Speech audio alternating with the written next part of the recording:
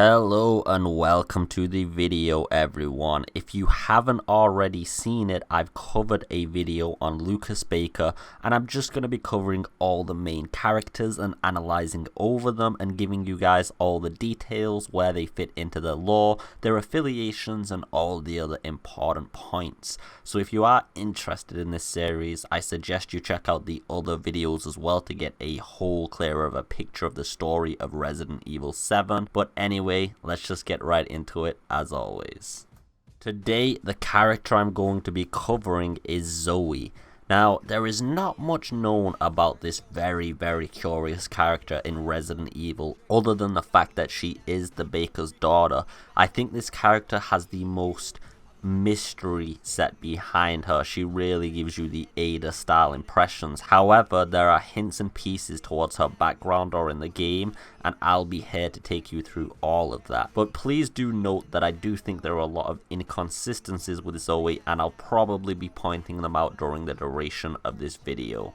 So as I'm sure everybody is aware, after Jack and Lucas had investigated the ship that had landed in the bayou and taken Evelyn in under their family home, she began to infect the Bakers one by one. It seemed like Jack was the first one to go, Marguerite was the second, Lucas was the third, and at some point Zoe was the last. There's a lot of question as to why Zoe actually was infected the last. As we know from the newspaper clippings, it's been 3 years since the Bakers have gone missing. So how is it that she's retained control over such a long duration? This is evident from the fact that Jack and Marguerite are actually dragging her through one of the scenes in the banned footage DLC, while Zoe screams in contempt. Make me angry!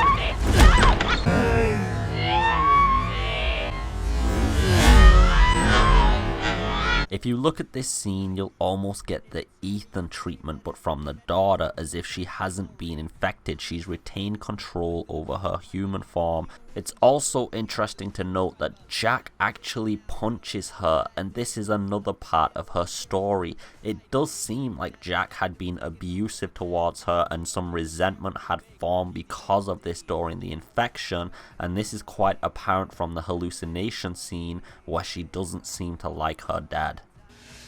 Or even Zoe here. That girl, Evelyn. She did this. That's your father? He used to be.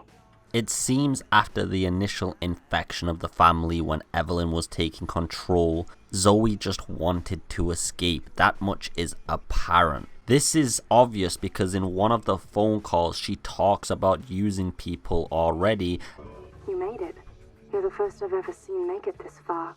We don't know the exact time of infection for Zoe. We just know she's not under the mind control influence. My family and I, our bodies are contaminated. I can't leave the property unless I get it out. And the same goes for Mia. So it looks like she's not beyond using people to try to escape. I guess maybe that could be what Jack was implying when he said that Zoe wasn't a killer either and that it's Evelyn that's done all of this, because maybe she blames herself for the people's deaths she caused. And in turn, this has caused her character and her personality to become very cold and aggressive. Shut up and listen if you want to stay alive. You gotta get out of that house. Now, although Zoe just wanted to escape the house and get away from the monstrosities within, it seemed like she's a lot more educated than one might believe. The first thing is that she knows about the Codex watch and its use and importance right at the start of the game. Oh, and that thing on your wrist is a codex. Don't lose it. It's important.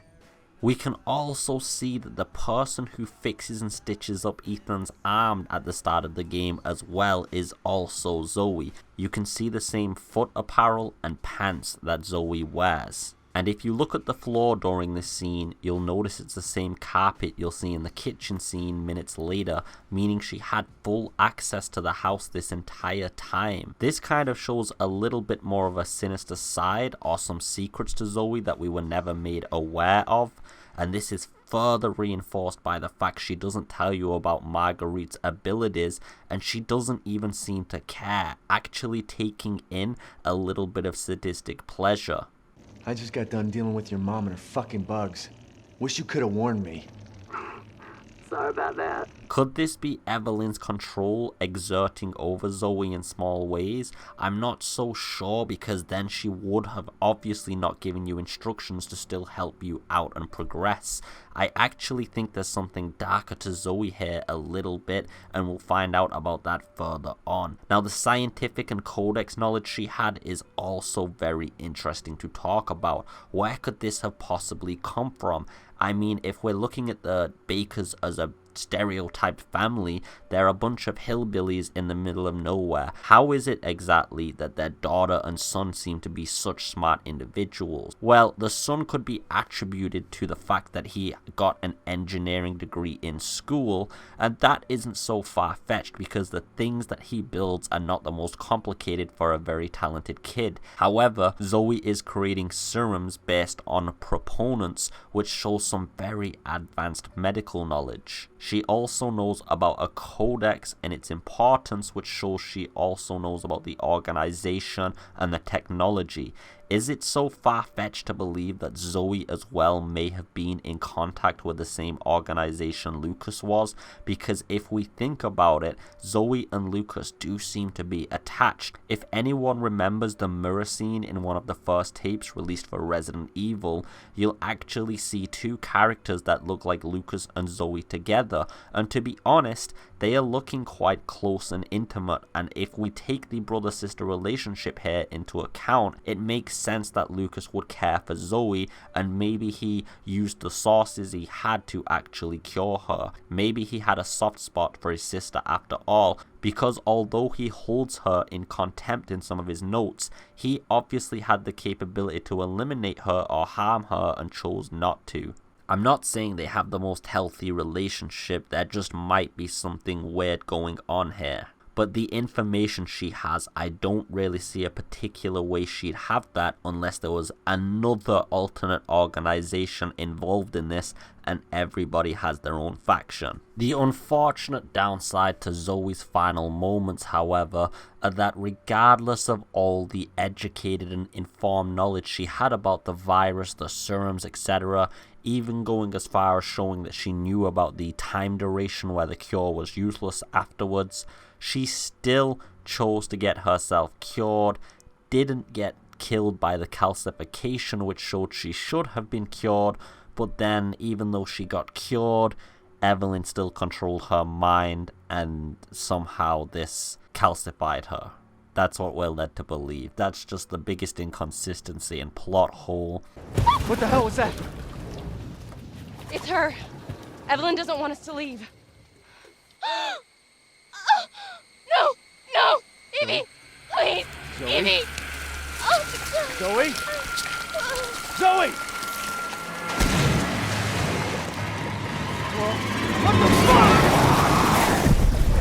I could go on for a long time about this one. It is absolutely abysmal this happened. It makes absolutely no sense in the save Zoe option. However, in the choose Mia option, it seems like Zoe's fate is left unknown. She may have escaped with or without Lucas, or she may have just died. We don't actually know because there's no further references to her. And this is why I'm a little bit disappointed, and I said I won't be leaving out any of the plot holes at the start of the video, because this character was really well written up. In the trailers, we had the photo of her with the blacked out face to give us kind of a build up, the phone calls to give us an idea of who she was and that she was an informant. However, after all of this build up and even the photos in the baker's house, there was nothing really more to her character. She wasn't very well fleshed out, and she died from the Evelyn calcification even though she was cured, and it just doesn't make any sense. Capcom really dropped the ball on this one, and I hope you guys can understand. I'm not really trying to be overcritical here. It's just the Zoe character is really well written at certain angles and really badly written at other angles, and the bad angles, they definitely need to be addressed. However, I do think the DLCs will help flesh out her character a little bit more. We'll get more of an information on exactly what the Bakers did to her to make her hold them in such contempt, and we'll also finally confirm whether Lucas actually has some sort of close affiliation with her, and hopefully how she knows about the Codex and all that other information. Anyway guys, I hope you've enjoyed watching the video as always. If you did enjoy watching the video and you've watched a lot of my content and you still haven't, please go hit that subscribe button guys, and after you've subscribed, go onto my channel and click the little bell above the subscription. That will actually give you notifications for all my videos when they come out. If you could do that for me, that'd be the greatest thing anyway. Also, if you want, you can follow me on Twitter, and you can also come join the Discord chat. I'm there every single day guys. The Discord link is in the description. All you need to do is you need to go on the Discord website or just download the app, and then you can copy that into a new server and come join the community and talk to us all. Anyway guys, I just hope you've enjoyed the video, and as always, have a beautiful day, take it easy, and peace.